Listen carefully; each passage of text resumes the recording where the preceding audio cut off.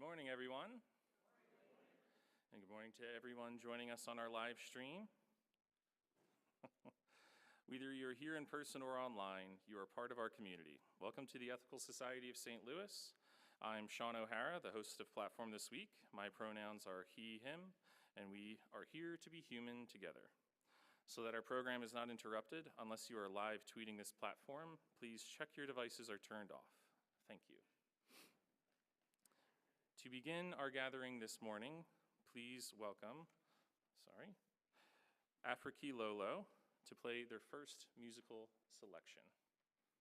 I guess I'm not sure if they're...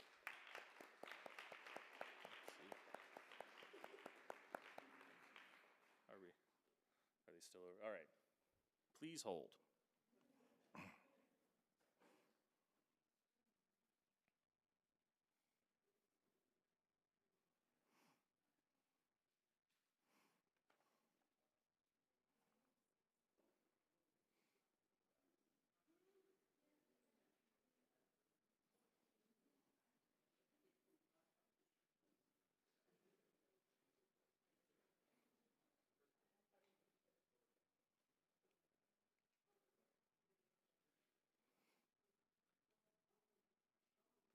Sage, are you comfortable doing core values a little early? We can just switch that. All right, come on up. Let's just do that. In the meantime, give them some time.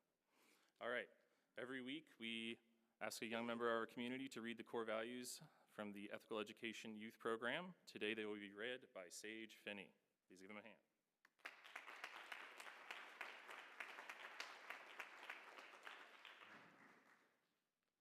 Every person is important and unique. Every person deserves to be treated fairly and kindly.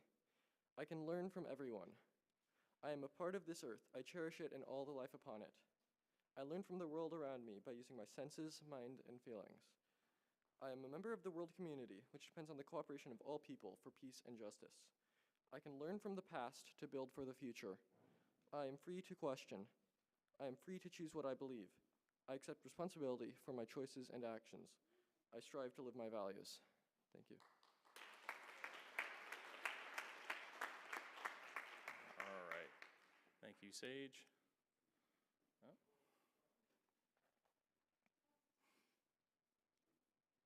Okay, we'll keep moving along. Each week, we choose a story to read to our children. Please welcome Zoanne, our Ethical Education Director, who will read this week's story. Thank you, Zoanne.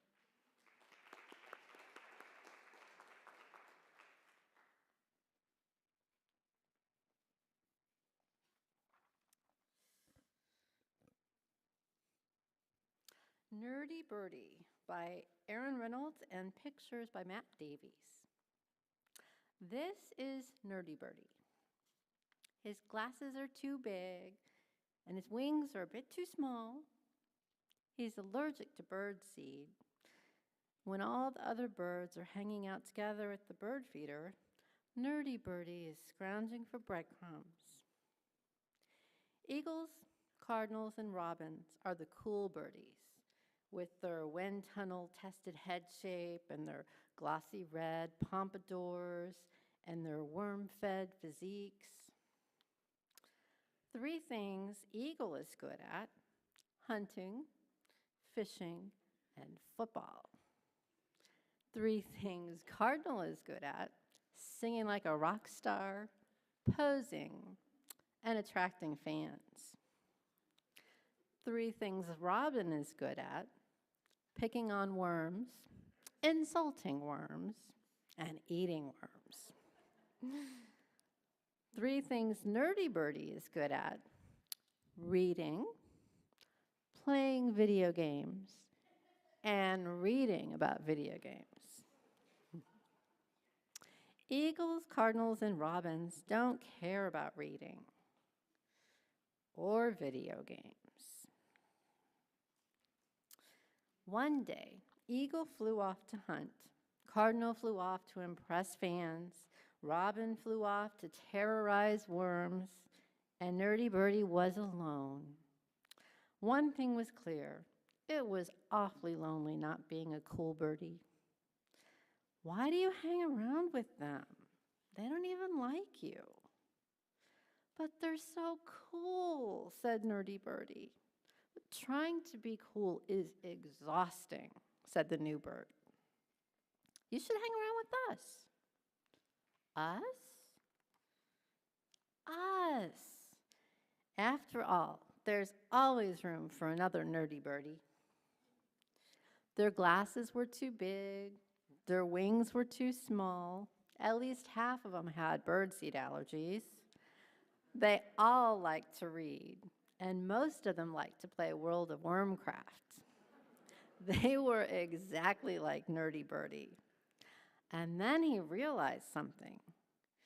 There were way more nerdy birdies than cool birdies, and now they were all his friends. Eagle didn't have any friends. He hunted alone. Cardinal was always showing off. He had no friends. Know why? Because he was always showing off. Robin was too obsessed with worms to make friends. One thing was clear. It was awfully lonely being a cool birdie. But then a new bird moved into the neighborhood. The cool birds were unimpressed. She gives me the creeps. Why does she always wear black? It's so depressing. She eats what? The cool birdies flew away and left Vulture alone. Why would you want to hang around with them? Being cool is exhausting. You should hang around with us. Us? Us. After all, there's always room for another nerdy birdie. Right, guys? Hold it. Where are her glasses? Where's her lightsaber? And have you heard what she eats? Black. She's most definitely not one of us. Nerdy Birdie was confused. But there's always room for another Nerdy Birdie, right? That's the problem. She's not a Nerdy Birdie. She's just weird. Nerdy Birdie looked at his flock of friends. The telephone wire was packed with them. He looked at the new bird sitting there alone, and one thing was clear. It was awfully lonely being alone. This is Nerdy Birdie.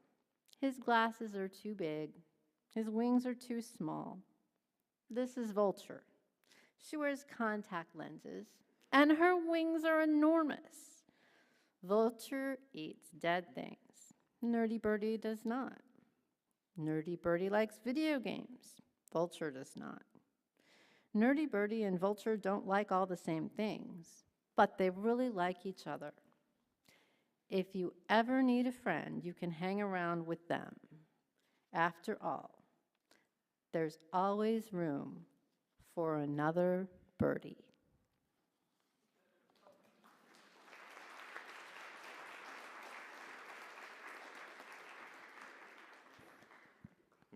May we all find room for the nerdy birdie and us at this place. Okay, are we ready to introduce music? Okay. For our first musical selection, it'll be Africa Lolo. Please give them a second round of applause. Let's see, where are they?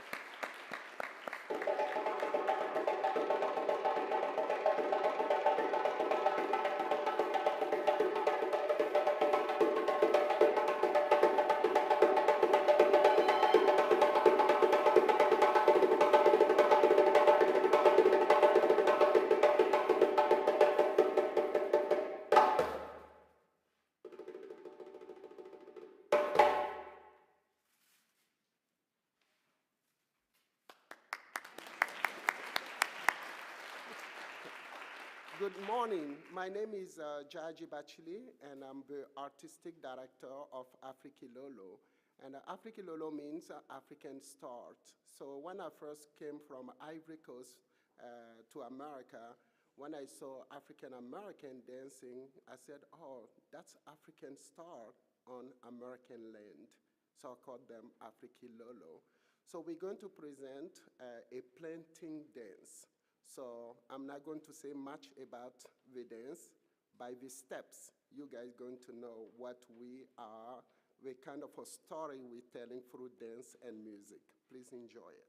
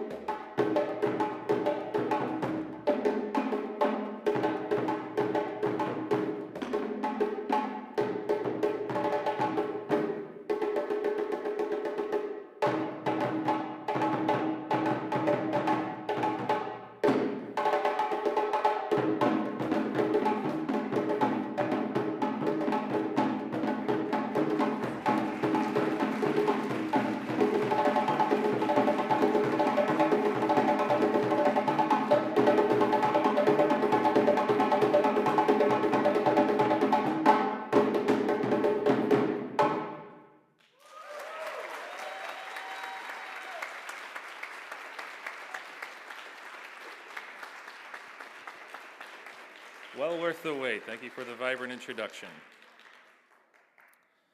The founder of the first Ethical Society had a saying which encapsulates much of what we are trying to do at the Ethical Society of St. Louis. Act so as to bring out the best in others, and you will bring out the best in yourself. To remind us of our responsibility to bring out the best in others, each week we invite one of our members to tell a story from their personal experience about how they have tried to bring out the best in others, or how others have brought out the best in them. Please welcome Scott Creer, who will now tell us how they elicit the best. Thank you.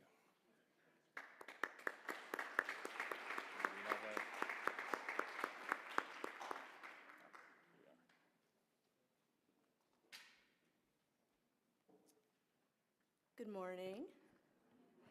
I am not Scott Creer, as you can tell. I'm Lauren Creer, his wife.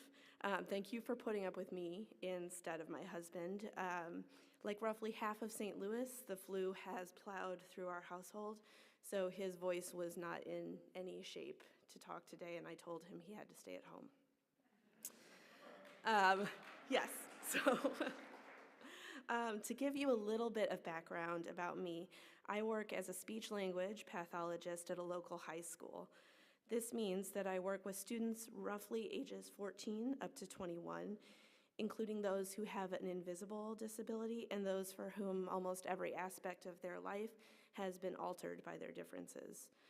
My job, roughly speaking, is to ensure that they are able to express whatever they want to express in the way that they want to express it. Language is a finicky medium, after all, and there is so much fine-tuning involved in making sure that we are understood, that the weird contents of my brain and my needs and my thoughts make it into your brain in the way that I want it to. So I feel like I have some small ideas to offer on the theme of eliciting the best.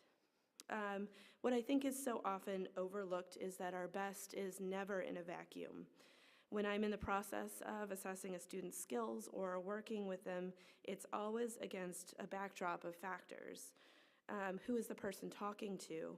What is the activity? Are there rules? Are there no rules? How is the student feeling? And what is their motivation for speaking in the first place? We live connected to an invisible net of others around us, and that net can hold us up or it can pin us down. Sometimes my work feels a little bit like being a spider, trying to strengthen those webs, find where they're weakest. Sometimes it's because a student needs help communicating, and sometimes the listener needs some education as well. One other feature of working with students with varying abilities is that others are constantly trying to define best. It's a general pitfall of education, to be sure, because we set goals and we assess and so on. But I find the question of best worth wrestling with. Is it better to teach students a proper way of communicating with others, or to find a way to advocate for their communication style so that we, as listeners, learn how to understand them? Do we, as relatively boring communicators, need to do some of the work to understand others? What is best for whom? I often find that the most effective method is some combination of the three. We try too hard to define what somebody else should be able to say, and when we do that, we can trap them in a net that sometimes results in their silence. The other piece of working with communication that I love is that when I'm at my best, I am at my most compassionate. Communicating effectively requires empathy and compassion. Every behavior communicates something, and the best communicators are the best observers. If I can recommend anything, I would urge you to take the most difficult people in your life, and I understand that this is a challenge, and watch how they communicate, because it will tell you a lot about what they need and also about how they are communicating that to you. COVID has broken so many nets and exposed so many weaknesses in how we communicate and understand others. It is my firm belief that everyone deserves a voice, even if that is not a verbal voice, if it's through other medium, and that we as listeners can do some of the work to provide this support and hold the metaphorical ends of the web so that others can be lifted up and heard. It is a difficult process, and I won't pretend that I am not exhausted sometimes. Many of the educators in your life probably sympathize with this feeling.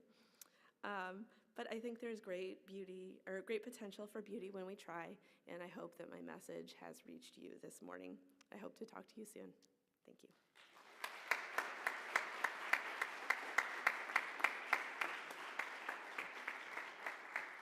Thank you for sharing your wisdom today. If anyone would like to share their own story, bringing out the best in people, please contact no longer James Croft, just Andy Jackson, at least until Amy Miller is here next month. Thank you. We will now perform our second musical selection from Afriki Lolo.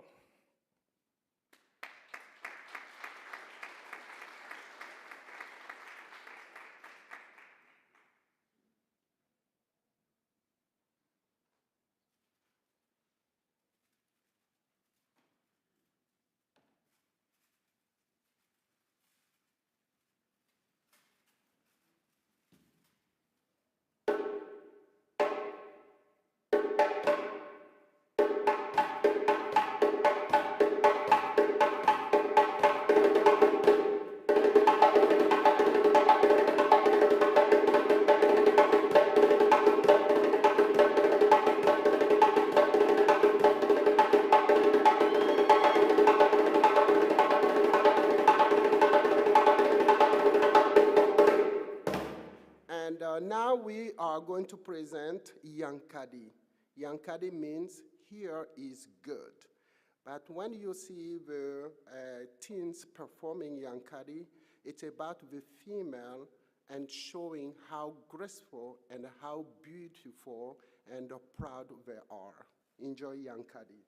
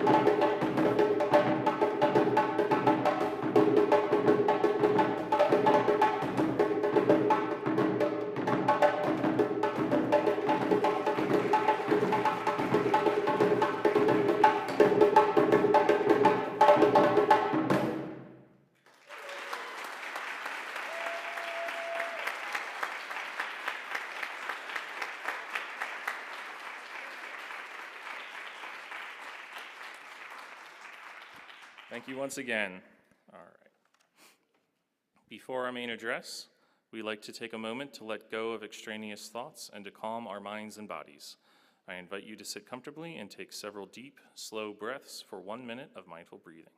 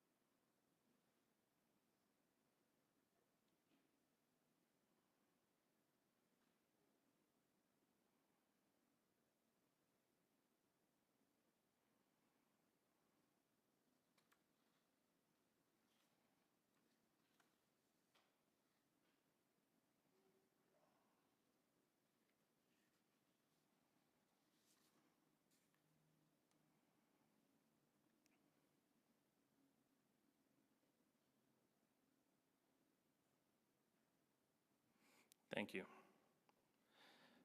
Each year at the Ethical Society, we organize our programs around a theme. Our theme this year is Building an Ethical Future. And in December, we are exploring the future of education. To speak to that theme, it is now my pleasure to introduce Krystal White, who will give a talk called The Future of Ugandan Humanist Education. Please give her a hand.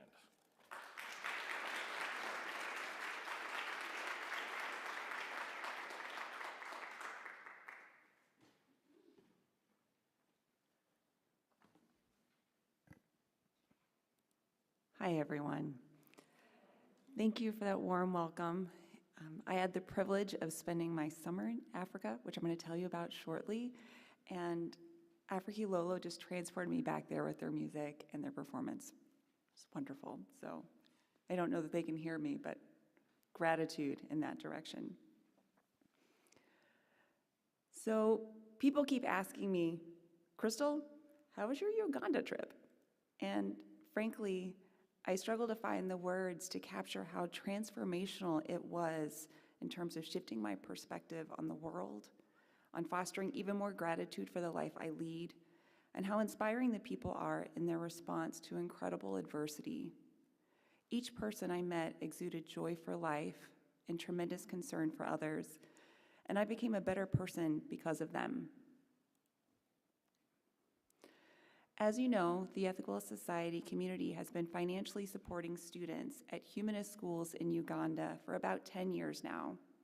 And that relationship was established through the hard work and dedication of member Ed Schmidt and former leader Kate Lovelady. And after they both moved on, it was really important to this entire community that we continue that connection and to provide funding for girls' education.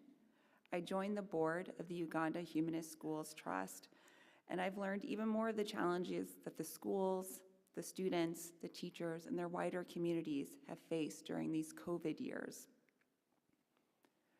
In Uganda, education is a privilege, not a right. Government schools educate up to primary 7 only. Additionally, government schools are not available in all communities, and they are not equipped to teach all students.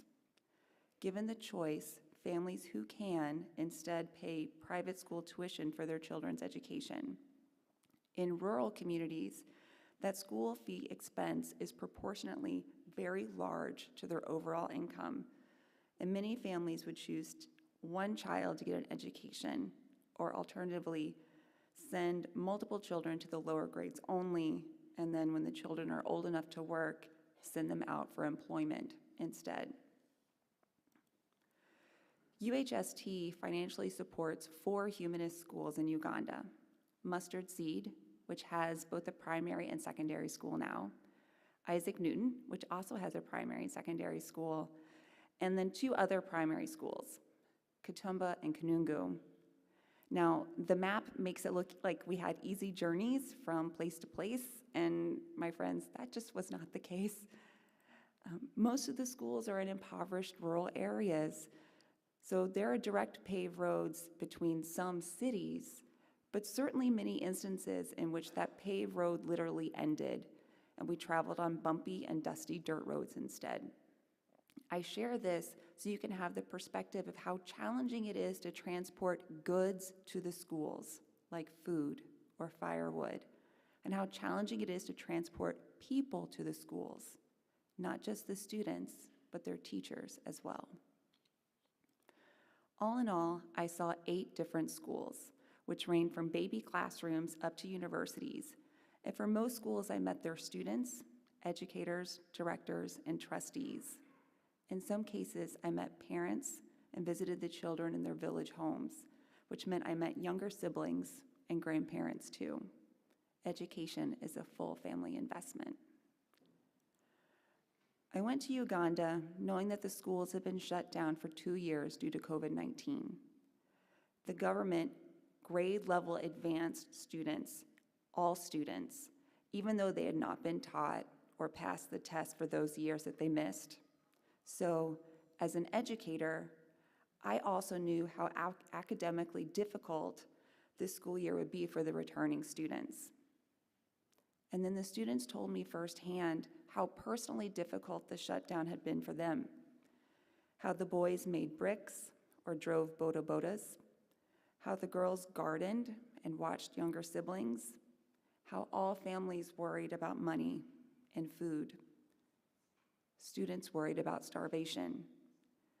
Multiple girls suffered physical and sexual abuse during those 2 years, became pregnant, and had children. Few in those circumstances returned to school when the shutdown ended. And financial worries did not end with the shutdown ending either. Students and faculty continued working on the side to earn extra income. So this photo that you see behind me is of a mustard seed student who was skipping his Saturday classes so that he could make and then sell bricks so he could buy food for his family and pay for his school fees. Climate change has hit Uganda hard, so harvests, which used to be twice a year, are now down to once a year, and a pretty poor one at that. The harvests simply don't provide sufficient income for families anymore. When I visited the schools, I learned that most families had not yet paid any of their school fees for that year, and that the schools themselves were heavily reliant upon UHST scholarship funds to see the schools through. As a cost-saving measure, Mustard Seed no longer provided breakfast for its boarding school students, and it dramatically increased individual class sizes to decrease teacher salary costs.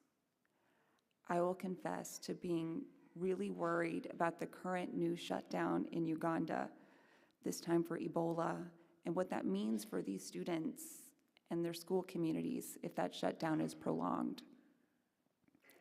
Now, with all that said, the schools were warm and joyous places, full of positive energy and students who were eager to show off just how proud they were of their schools.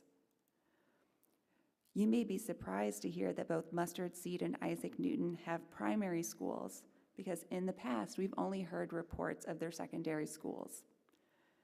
So both had neighboring primary schools that closed due to COVID. And then the local communities approached the school directors, both Moses Kamya and Peter Cassandra, and asked for their humanist education to be extended into the younger grades. And as a result, UHST purchased the primary schools, and both Mustard Seed and Isaac Newton have integrated them in this past year. So that means that families can choose humanist education starting at age 3 and progressing all the way through A levels, which is senior 6. And that's just incredible. And I met multiple students who had transferred to the humanist secondary schools after completing humanist primary schools.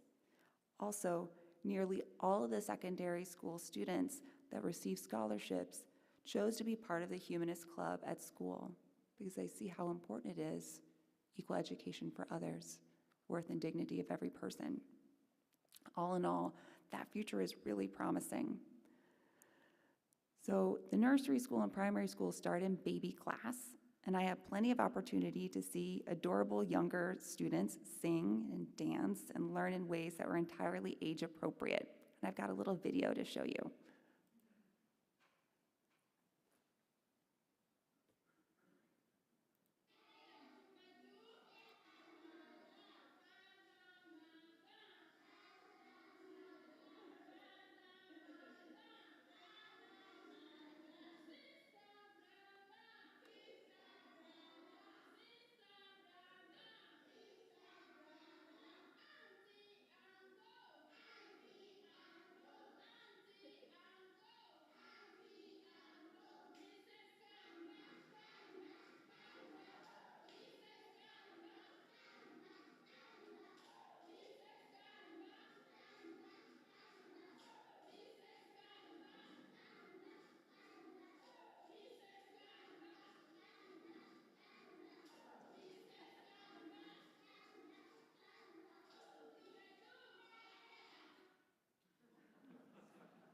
I know, right? Oh, oops. Will you progress for me one slide, please? Thank you. I got to see that so many times in so many different schools. It was just glorious.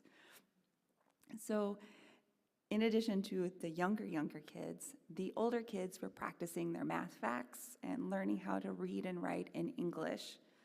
Those classrooms were a blend of a lecture-style format with a call and response approach, somewhat like you heard here, while learners did their best to copy down the main lessons from the chalkboard and to complete the tasks provided by the teacher. Now, chalkboard use was dominant in each classroom I visited, regardless of the school, regardless of its financial resources.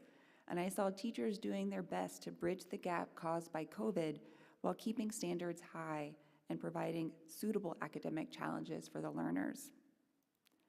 I had the privilege of teaching miniature math lessons in classrooms at both Mustard Seed and Isaac Newton, and the whole time I kept making comparisons to my own math classroom here in Ladue. Here, I have incredible technology resources, textbooks, and small class sections. Here, I can work one-on-one with students. I can grade their homework. I can give them individualized feedback so that they can grow. There, I taught in a large lecture hall of over 130 students. And with my single chalkboard, it became really apparent why that call and response teaching method is needed. The students at the back just can't see everything. And the teacher cannot touch base individually or even with small groups. So the students need to be engaged in other ways. So a lesson would work like this. Thank you for participating. Okay, today class, we're learning how to add fractions. What are we doing? That's right. When adding fractions, we need to have common denominators. What do we need when we're adding fractions? And most every lesson worked like that. And it became clear that the process engaged the students and it provided them the time to get the content in their notebooks if needed. And even though I frankly was not skilled in that process at all, the teachers I observed absolutely were. The students were motivated to learn, working hard in class and to use the resources outside of class and to meet with each other during the revision time as well. And the results speak for themselves. In the most recent national exams, Mustard Seed came 5th out of the 36 schools in the Kamuli district, and Isaac Newton ranked 5th out of the 36 schools in the wider Masaka City district. But even more impressive to me is that Isaac Newton Secondary ranked 46th out of all 3,600 secondary schools in Uganda for their value-added improvement in children's performance. From entering in a grade senior 1 and then leaving after O level after senior 6. So that transformation was this huge growth for all the learners who were there. Also, I didn't give you a fair warning. I process every emotion through tears, so you're gonna see me choke up, and thanks for being understanding. Okay. The students, teachers, lessons, and wider community of Mustard Seed impressed me considerably. But Isaac Newton knocked my socks off. The physical campus is beautiful and it's well integrated, and all the buildings are in good condition. Science scores are particularly high at Isaac Newton, and the science lab provided the equipment for hands-on practical work in addition to the standard chalkboard lecture.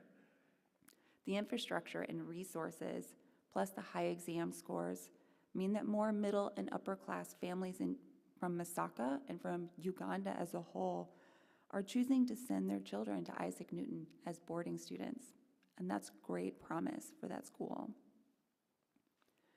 Now, the third week of my trip was devoted to Katumba Parents Humanist Primary School near Bundibugyo in the border with the Democratic Republic of Congo.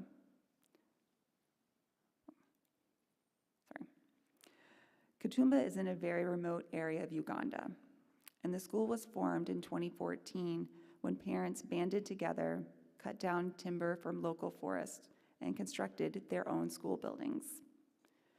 2 years later, 100 of the fathers were killed in armed conflict, so many of the children are being raised by mothers and grandmothers in the local community. And due to the continued conflict on the border coming from Congo, many children in the school are orphans and refugees. The school has incredibly strong community involvement, so much, in fact, that the school now has 2 campuses. The younger students attend school on that first campus, which is located in the village and is, frankly, a shorter walk for shorter legs. And the second campus is farther out and still growing. When we arrived to the second campus, we were greeted by cheery buildings, enthusiastic teachers, and a literal flood of children. I was emotionally overwhelmed by the sheer numbers of young children with ripped clothing, no shoes, distended bellies, and short statures. I intellectually knew that many of the children were impoverished, but even so, I was underprepared for the reality on the ground. Many learners were very young, and they had not been in school very long, so they did not understand my talking in English, and I understood very little of their replies in Luganda. The tiny ones reliably said yes to every question I asked of them. Are you in primary 1? Yes. Are you in primary 5? Yes. Primary 7? Yes. Like, yes, yes, yes. They were so excited to say yes, and they were fascinated by my long hair at that time, my pale skin, my ever-present need for sunscreen. They were eager to see and to be seen, and their energy was infectious. Katumba has 3 co-directors: an educator in charge of pedagogy and curriculum, an engineer in charge of building and construction, and, for lack of a better name, an outreach coordinator in charge of money and connecting to the community, to UHST, and to other donors. The school's Board of Trustees has wide representation from the school community and the local community too. The overall leadership and design of Katumba gave me the greatest hope for its future. And the leadership structure serves as a model of teamwork and how to better leverage skills of all people in order to expand. And expand it has. As I shared, Katumba now has 2 physical sites, but it's also the largest school in terms of students that UHST supports. 700 plus students is a remarkable enrollment, and it is a testament to the well-organized leadership structure of the school and the strong educational performance within it. It's also a testament to the generous heart of the 3 school directors who refuse to turn away students who cannot pay, believing, as a humanist does, that all children deserve the right to learn. So Katumba is educating many students, particularly refugees, who otherwise would not receive schooling at all. And that's a catch-22 for the school, because the school cannot pay its teachers and buy food and stay open without tuition fees, but it goes against the core humanist principles to turn away a student who wishes to learn but cannot pay. Okay, let's be clear. While buildings are lovely, it's really the committed school directors, teachers, and students who are the future of Uganda humanist education. Students like Joseph, on the right, who beamed with pride about his school and the chance to learn and the delicious food, which was vegetables every day and rice on Sundays. Or Alan, on the left, who loves soccer, football, really, and literature equally. When I met Alan, he was reading Steinbeck's The Pearl, and he had just finished Chinua Achebe's Things Fall Apart. And he told me that what he looked forward to most on weekends was the luxury of reading exactly what he wanted. Me too. He walked me through the library, which was a mix of textbooks and resource books and leisure reads, and I learned that the students check out books during the revision time between end of classes and dinner each afternoon. I also met students like Derek in the middle, who welcomed us into his home, introduced us to his Jaja, his grandmother, and proudly showed us the crops that they grow for market. Or Winnie and Elizabeth, two Isaac Newton students in Senior 3 receiving scholarships and living in the dormitory funded by our congregation. These two young women exuded warmth and energy, and I would have spent the whole day listening to their stories and basking in their presence. Or Patricia, the oldest daughter of 18 children, who lives in the local village. And I'm going to tell you a little bit more about Patricia's story. So Patricia gets up while the sun is still down. She works on the farm each morning, and then she begins her trek to school. She walks 7 kilometers one way. So she starts out in the dark. She travels for over 2 hours. She misses her first class every single day. And then as soon as school is over, she heads back home to work on the farm again. If she's lucky, she's able to do her homework if there's still light out before bed. She wants to be a doctor when she grows up, and her family is pulling together the resources so she can become a boarding school student. Now, many of the families wish to board their children rather than have them live at home and attend school that way. And I was surprised by this. Children as young as 5 are in boarding school, and it's very commonplace. But the students explained to me why boarding is so important. Boarding school students don't have to walk long distances to school each day. Most families in Uganda don't have their own personal transportation, so the students have to walk, and the amount of time spent traveling is a large portion of their day. Also, their chore load is significantly diminished while at school, and many children like Patricia spend a significant amount of time acquiring water, watching siblings, working in the farm, while living at home. Additionally, the walk to and from school is not guaranteed to be physically safe. Girls, especially teenage girls, have worries about their own safety, and they much preferred to board at the school where they were protected. Patricia's older sister lost her life walking to school, and her family is desperate for Patricia to become a boarding school student so she could avoid the same fate.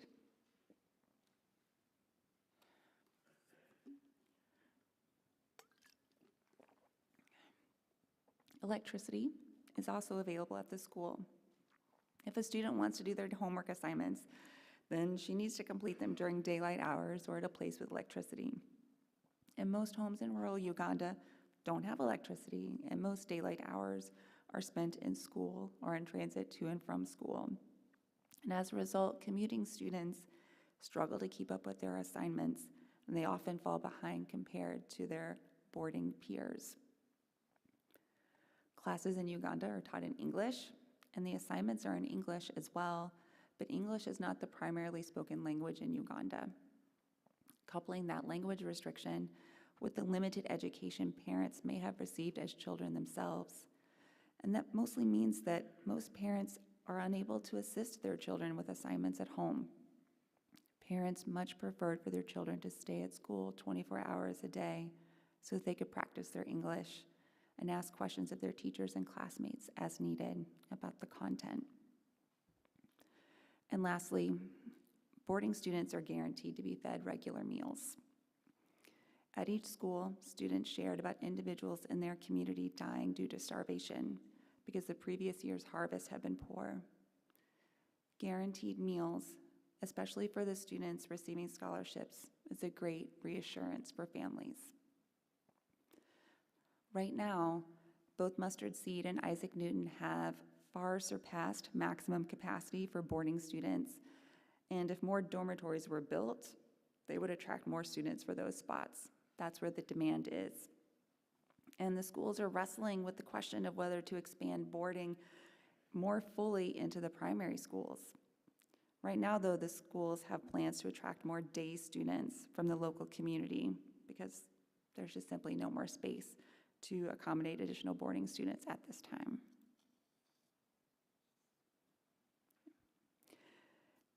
There's a debate within UHST about boarding primary school-age children. When Mustard Seed and Isaac Newton purchased the neighboring primary schools last year, they also inherited some primary-age boarding school students. Christine, shown here, is the head girl of Isaac Newton Primary, and she's been a boarding school student for a number of years. She escorted me throughout campus and held my hand and told me so many stories about her life. She introduced me to all of her teachers and to so many of the younger children. Like, as a positive leader, she seemed to know everybody there. And she asked that I take a picture of her near her bed. And the first picture I took had her looking shy and demure and a little uncertain, which had not been the vivacious Christine she had shown me the entire day. So I took a second picture with the prompt, "Show me how you feel at school each day." That's the result. May we all love learning as much as Christine does. So I personally feel compelled to donate to UHST because as a woman who loves learning and who charted a different life path for myself due to education, I relate deeply with the female students who wish the same for themselves. One of our congregation's first scholarship students, Fiona, said, "If I hadn't still been in school, I would by now have been married with at least 2 children." Education opens opportunities in addition to becoming a mother, and that choice of when to marry and who to marry, if to marry, and in particular, how many children to have, is good for everyone. It's good for her. It's good for her society. It's good for us. It's good for the world. These are 6 of the Isaac Newton students who have received scholarships from our congregation since starting at senior 1. When I met them, they were 1 term away from graduating, from finishing senior 6, and they were proud to share their focus areas of study: physics, chemistry, biology, math, and computer science. In this crowd of STEMinist women are prospective medical doctors, chemical engineers, veterinarians, and pharmacists. They are confident, articulate, and poised, and meeting them was a definite highlight of my trip. They took their final leaving exams last week, and now they're waiting to see whether their scores are high enough to qualify for university studies and possible government scholarships. I cannot wait to hear what their next steps will be, and when I find out, I will share with you all. I also had the pleasure of spending multiple days with Mustard Seed school alum Christine, shown here, flanked by UHST trustees Derek and Glenda Miller. So Christine is the oldest of 3 girls, and when her father passed away, her mother made the difficult decision to send the girls to boarding school while she herself moved to Saudi Arabia so she could work and pay the school fees for her daughters. They've not lived together since. And Christine has been raising her younger sisters while doing school herself. She's continuously stayed in touch with Moses Kamya, her former school director, and she exuded gratitude for the opportunities she received through her time at that school. Right now, Christine is finishing up her law degree from the prestigious law school at McCary University. And when I asked her what she wanted to do after graduation, she simply replied, I want to provide scholarships for students at Mustard Seed. I cannot wait to do it. Through our multiple-year connection with UHST, we've heard about how the schools are doing, but we don't always see the success stories of students who are graduating. They're going to university, they're just becoming adults. And while in Uganda, I met multiple proud alumni of Isaac Newton and Mustard Seed secondary schools who are charting their own paths as engineers, entrepreneurs, as teachers. 2 alumni started humanist schools of their own, Eagles View and Star Classic Primary Schools. I was excited to meet them and to explore their schools as well. And I know that given time, the humanist message of equal opportunity, of reasoning through science, and the worth and dignity of every person will spread even further. And that is the future of Ugandan humanist education. The Ethical Society community currently supports 33 female secondary school students at full boarding scholarships, roughly $500 a year. And we provide reusable, I know. And we also fundraise to provide reusable menstrual supplies for all menstruating students in the primary and secondary schools. And there are a lot more now that there are 2 primary schools in addition. If you feel moved to give today, please know that you can write a check to the Ethical Society with Uganda or UHST in the memo line, or you can donate cash. I have a little picture out in the foyer.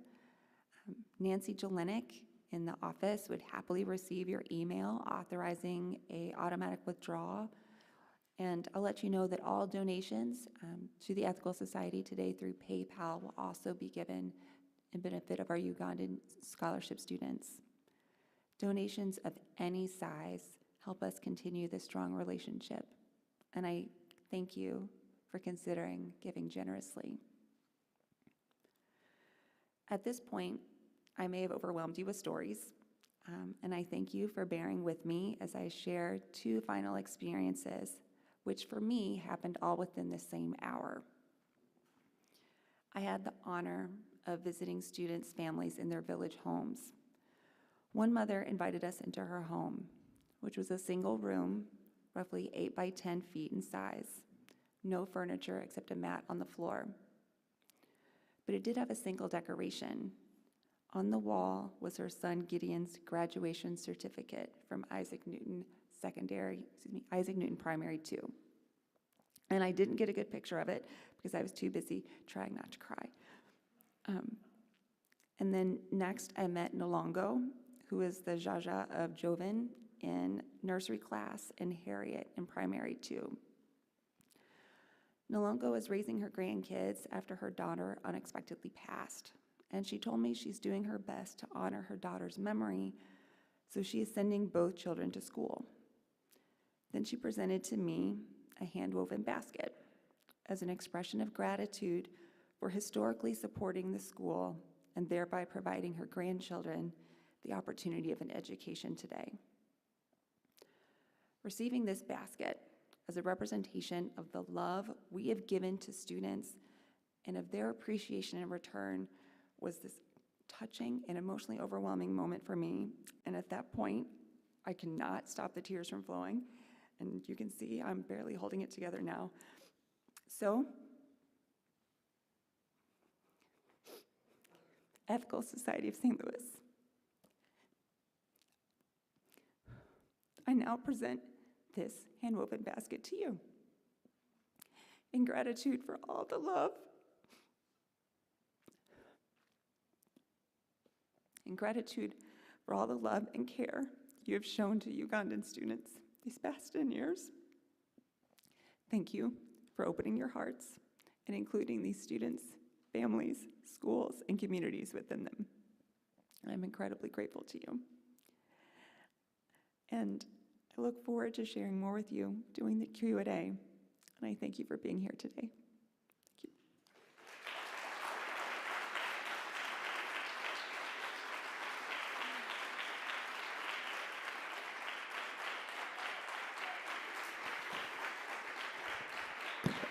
Thank you for the touching platform, Krystal. I knew as soon as you were put in charge of this program that it was going to be in strong, capable hands with the resolve to follow this through. We are at 12 o'clock right now, so if parents, if you need to leave, please feel free. In the meantime, the ushers will now take up a collection to support the society. Of course, today it will go towards these schools. If you are moved to make a donation today, we appreciate anything you may be able to offer. We rely on the generosity of our members and friends to ensure our community can keep providing our many free programs. If you don't have any cash with you today, you can donate at ethicalstl.org/donate, or just use the QR code that will pop up in a moment. Or even better, become a pledging member. If you're interested in joining the Ethical Society, our membership coordinator, Laura, will be available afterwards to answer your questions. We would love to keep you informed about future events at the Ethical Society of St. Louis. If you'd like to join our weekly newsletter, use the QR code above to sign up. We have a few announcements today. First, the Sheldon Concert Hall on Washington Boulevard was the first home of the Ethical Society from 1912 to the mid-60s. Today it is renowned as a performance space. If you've performed or listened to music there, you know the magic of the room. Want to find out how this acoustical marvel came to be? Come next week as local author Carol Porter takes us back to the early 20th century and introduces the principal players who made it all happen. Carol is the author of Meeting Lewis at the Fair, a biography of Lewis Clemens Spearring, architect of the Sheldon. It's 11 a.m., Tuesday, December 13th at the Sheldon. There is no charge for the lecture. A $20 box lunch follows. Registration deadline is December 7th. For details, contact the Sheldon Lunch and Learn series at 533-9900. All right. Next announcement is for Sunday, December 4th. Please don't forget to visit the book carts this morning during coffee hour for your holiday shopping. We've added lots of great holiday books for children. There are also many other great donated books, CDs, and DVDs, both for adults and children. They can be found on the book carts in the Becker Room on the shelves in the hall next to the name tags. As always, the profits go to support the Ethical Society. Everything is $1. You can pay in the drop box at the end of the cart, or you can pay Joe, Ellen, or Kent Forrest. And if you feel moved to donate in benefit of our scholarship students in Uganda, you may, well, I guess Krystal covered this, but write a check at the Ethical Society with UHST or Uganda in the memo line, put cash in the container in the foyer, or go to the Ethical Society and the QR code here. If none of those options work for you, please speak with Krystal White or Nancy Jelinek. Thank you for your generosity. And I will say this is obviously one of our touchstone projects as a community each year. Please donate and support this. All right. We are now ready for our final music selection from Afriki Lolo. Please give them a hand.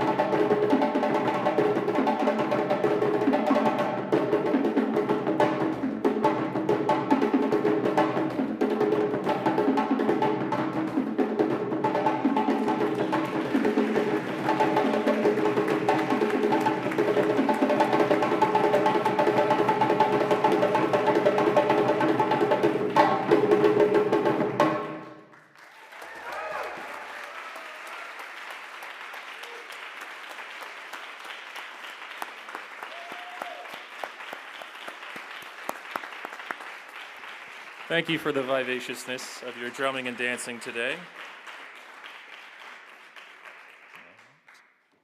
It's hard to follow that up. All right. Thank you all for being here today, for each other and for yourselves. After this meeting, we invite you to continue your day with us. Join us for a discussion of the talk right here in this room. You can ask our speaker your questions. If you're joining us online, just type your questions into the chat and we will read and answer them here. Or if you would prefer to hang out and make friends with new people, join us downstairs for coffee. If you're new and would like people to say hi, pick up a yellow mug.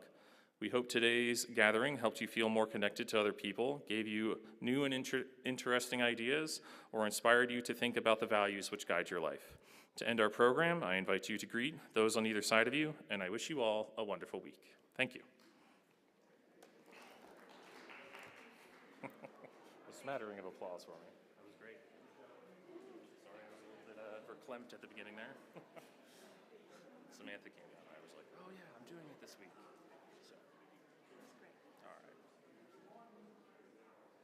Hopefully we have a good Q&A.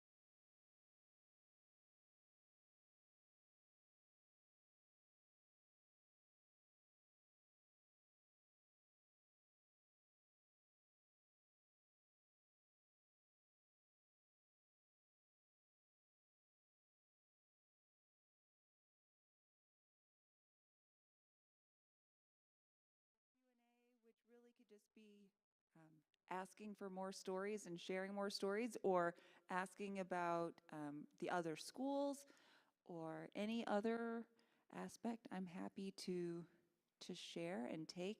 And Allison Heil, who is also super committed, is going to run this microphone back and forth between us. Are there any questions on altar that we need to be mindful of, Louise? No questions at the moment, but Kathy says many thanks to Krystal for this presentation. Thanks, Kathy. All right. Anybody here have questions they want to ask?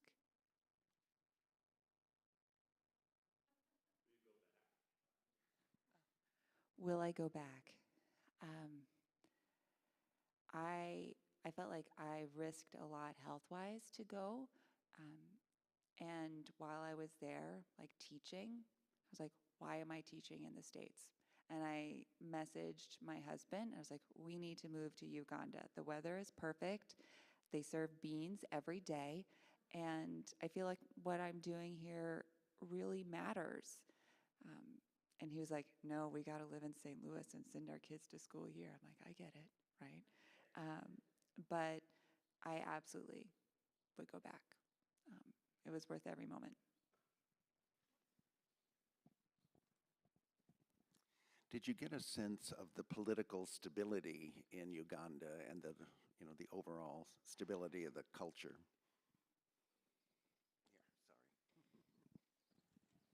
There are only so many of us, right? So Uganda, back in the 80s, had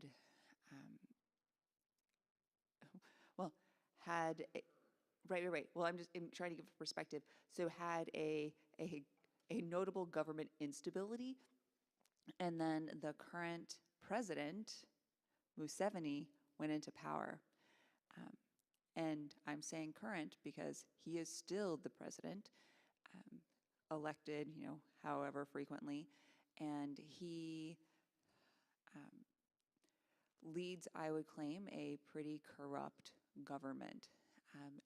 I shared about Christine, the Mustard Seed alum who's now finishing up law school, and one of the questions that was posed to her actually was, is Museveni a good president, right? And she replied, he was really good at the start, right? Like really engaged in trying to do what the people needed, but now he is so entrenched that like cronyism is the way of Uganda.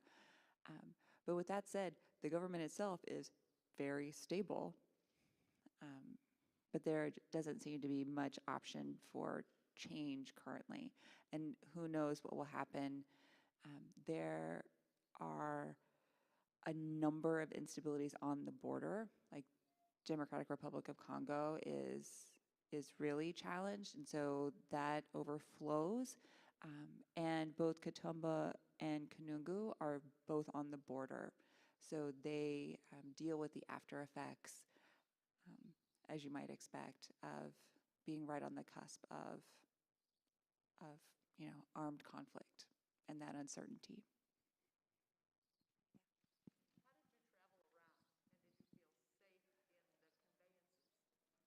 So the question was, how did I travel around? Well, to get there was a lot of plane flights, and then I landed in Entebbe, which is right at the edge of Lake Victoria, and I showed up in this international airport, which was smaller than my airport, like back home in Owensboro, Kentucky. Like it was tiny. I'm greeted by folks with very large weaponry, and I was met by like the equivalent of the shuttle service for the hotel that I was staying at for the opening night, and it was just like a Jeep, right? So they had a driver who met me at the airport and drove me to the hotel, and then there are, besides walking, probably like 3 other ways of transportation. One is boda boda, and that is literally being on the back of a motorcycle. And I have so many pictures of bodas transporting, 7 people all in one. Or my favorite is a live goat, right? Like, folks are transporting everything by boda. I was not brave enough to go by boda. So then the next thing would be by taxi, and taxi in that case is like the equivalent of a super shuttle. You have like 50 people all on a bus, and you just like get on, and it goes like, and you could say, I want to go here, and they're like, great, but if it's along the way, we'll get you there. And so instead, because we had the money and not the luxury of time, we hired through a company, and they provided drivers who did all sorts of things for us. They translated from Luganda to English and back. They charted the path and knew the best way to get there, and then they drove. And I felt completely safe with our 2 drivers. I spent most of my time with Adam Weswa, and he was amazing, but the road situation was terrifying, right? I was very grateful that I myself was not driving, because folks were weaving around.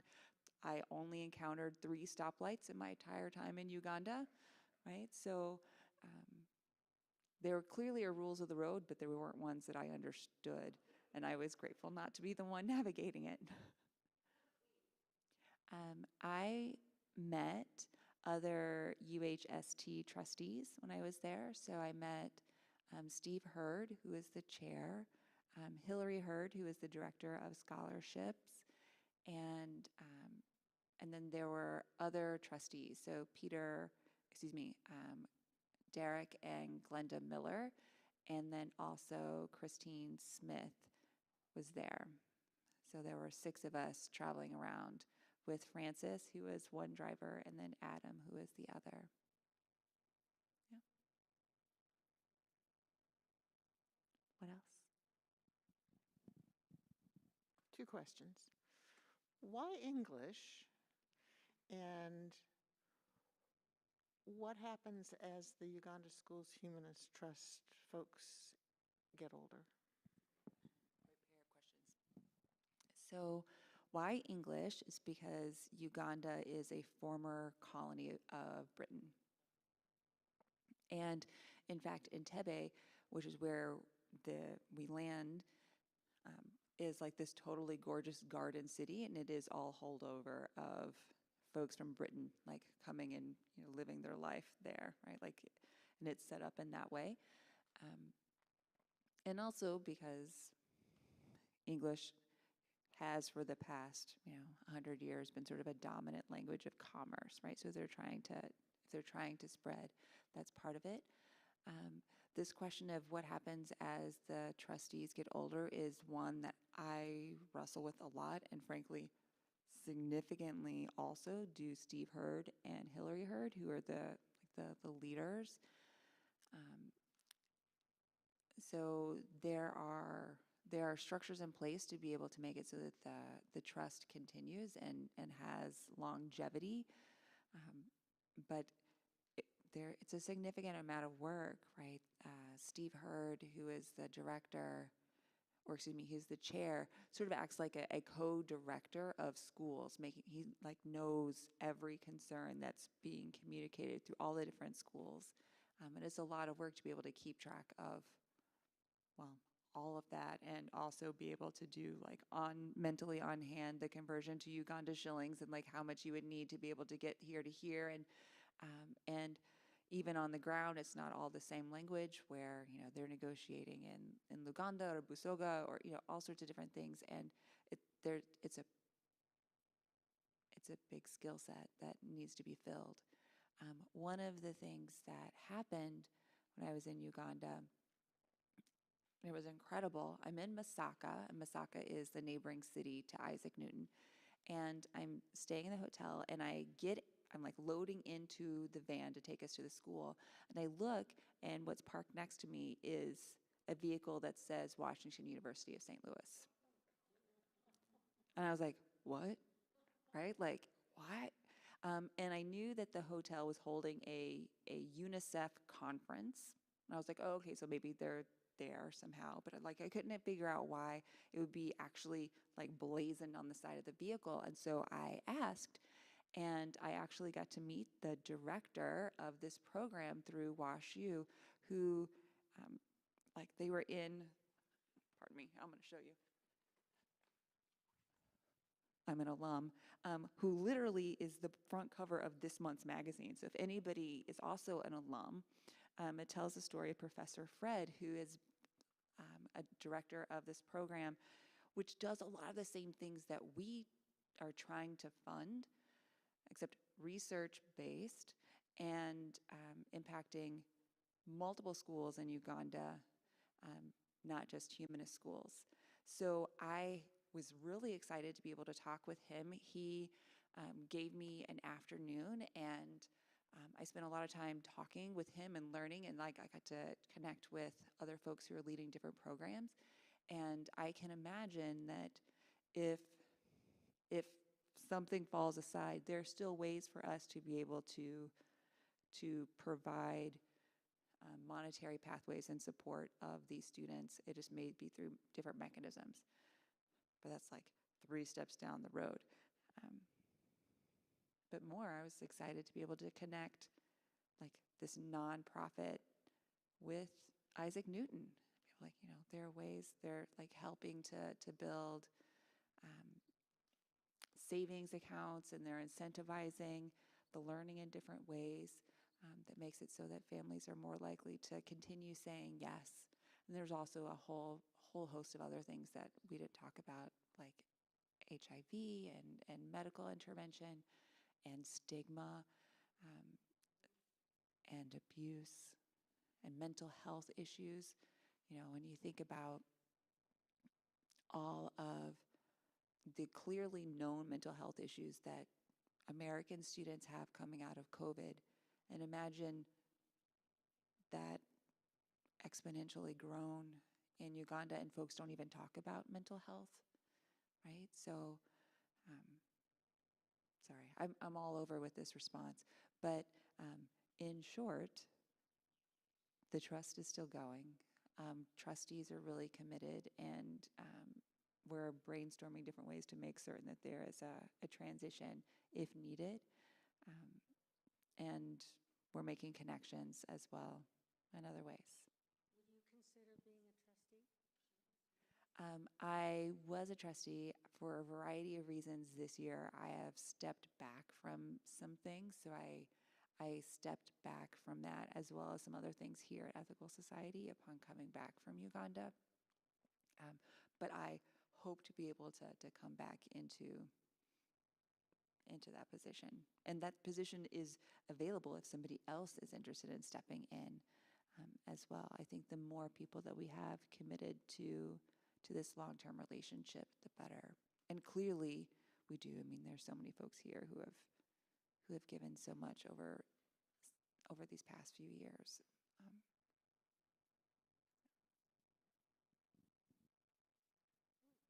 Is the boarding school year-round?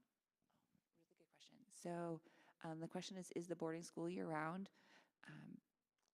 So school in Uganda is a calendar year rather than like an American typical school year. So the students are all sent home right now because the school year ended last week.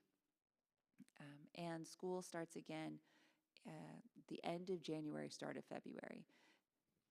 And then it goes, up until last week, effectively.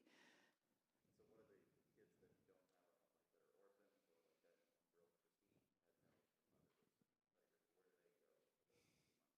Christine had no mother? So you all have heard the phrase, it takes a village, and it's 100% lived. So so the students will be taken into the various homes in the area if needed. Christine actually, she and her sisters were building a house for her mother, so that's what they did during the 2 months. They would just go home and project manage, trying to add in a room. But it became really clear in the forefront for me. I, again, was talking with Adam. Adam was my driver, and the number of questions I asked Adam were like everything, right? Like, I thought kids are supposed to be in school, and how come there are all these kids who are just like running outside of their homes to wave, which happened everywhere. And he's like, oh, well, of course, like not everybody is able to send their kids to school. He's like, I remember, being really excited to see as cars drove by. Like, this is what I did as a kid, was wave at other vehicles. I was like, oh, okay. And then we went to Kampala, which is like the major city in Uganda. And he drove us around and then pulled over to the side, and there was a few guys who I think drove bodas. They were just like there waiting for somebody to come and, hitch a ride. And he was talking with one of them in, of course, a language that I didn't understand. He was talking in Luganda. And when we were done, I was like, why did we stop here? And he's like, oh, well, that's my brother. Right? And I was like, wait, you didn't introduce me to your brother? And I'm like, right here? Come on. He goes, oh, well, he's not really my brother. So I used to work and I washed vehicles with him at a job, and then he realized he saw value in me, and so he paid for me to go to school. And I was like, what? He did? And he was like, yeah. Right? He goes, so he's my brother now. And I'm like, okay. Right? And there were just like story after story of that, of folks seeing the worth and dignity of other people and stepping up, even though they weren't connected by blood.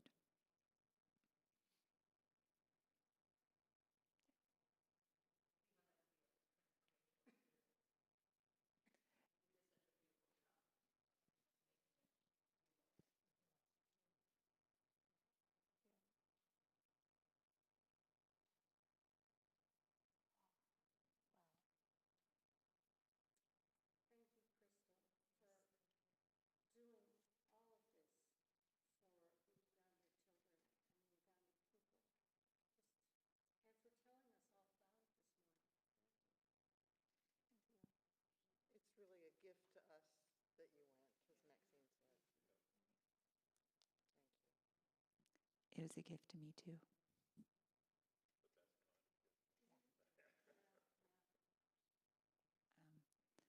So this is the school portion of my Uganda talk. Come back in January where I give my travel fun portion of my Uganda talk at the Virtual Travel Club.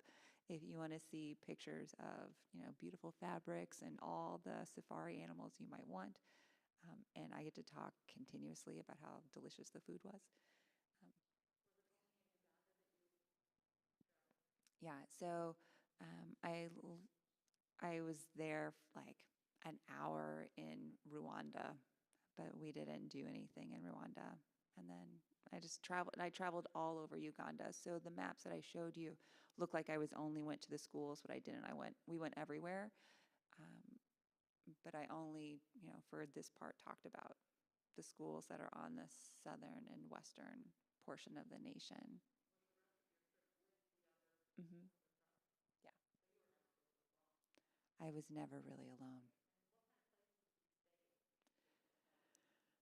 So we stayed at hotels. We stayed at lodges. I had, in one instance, when I had COVID, revealing here, I got COVID while I was in Uganda. And I got my own individual tent, which I stayed in for a while.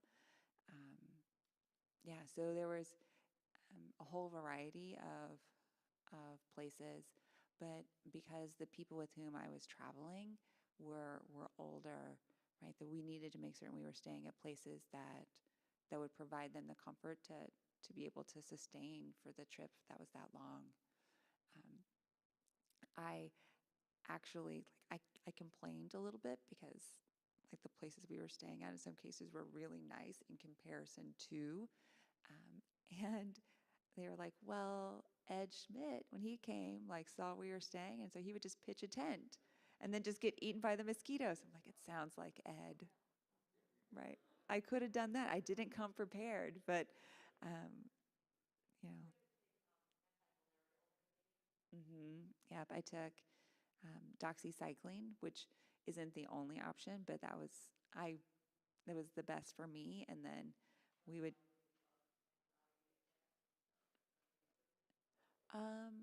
I, due to other conditions, actually already take doxycycline daily, so there wasn't anything additional for me in terms of taking that. But there are other medications that are significantly like more forceful for folks that aren't on something that sustained. And then, checking my mosquito net for holes and, patching them up each night and, doing my best not to come home with malaria. That was the goal. Well, that was one of my many goals.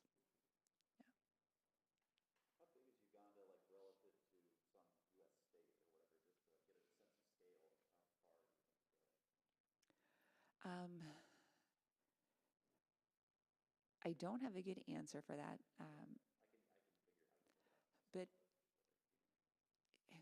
But I do know that I know that so I can be like, oh, I'm going to go home.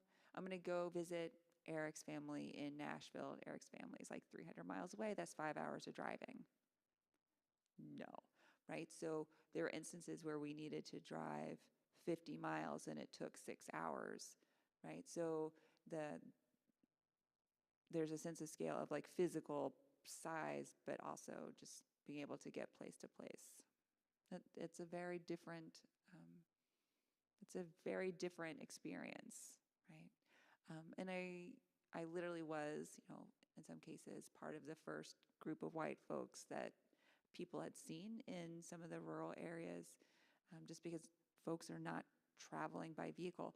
It was clear to me that for some of the kids, it was like the first like motorized vehicle of that size that they had seen, like bringing us there. So it's a very different experience where their sense of size of their local community, is very small, and they don't really travel outside of it much. Oh my gosh, they broadened my world so much.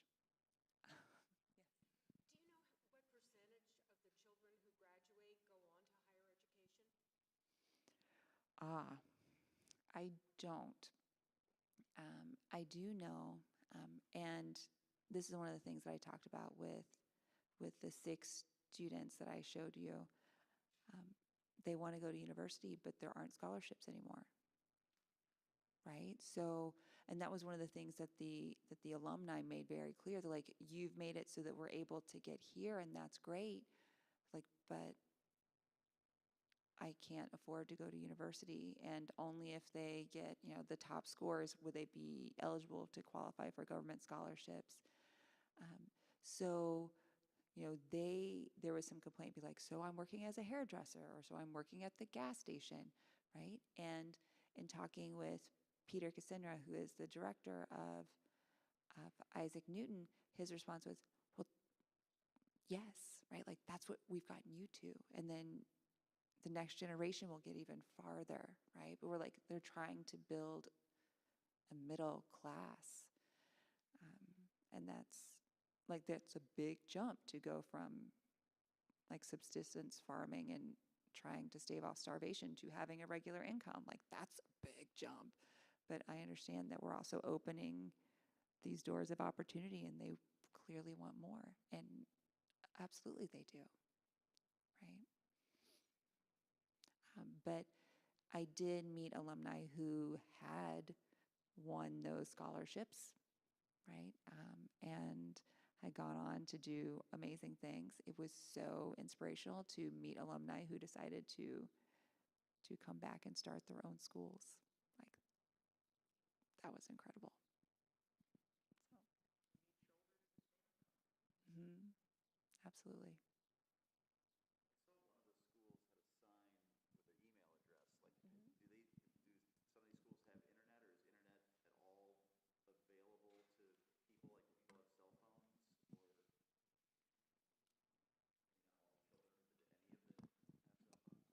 So some of the children had cell phones, and there was a financial divide. So like the students who were full pay boarding school students had, more resources than students who were on scholarship. So we got to see performances like we saw here, right? The students did like talent shows at every school, and to see kids videotape their friends, or excuse me, videotape, like record on their cell phones of their friends, like that definitely happened. And many kids who had access, like wanted to exchange contact information with me because that was like, makes sense that they would want to. And B, in the hope that I would, take them under my wing and make certain that they were able to go like next step in the forward.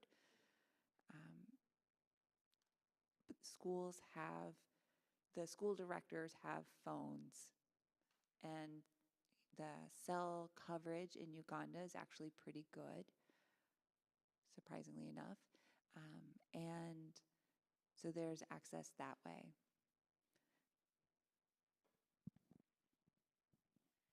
I am Facebook friends with two of the school directors, and what I have found is that I get Facebook direct messages from their friends when they have a financial problem. Somebody else's kid is sick or whatever. So I just keep that in mind if you connect with someone. Yeah.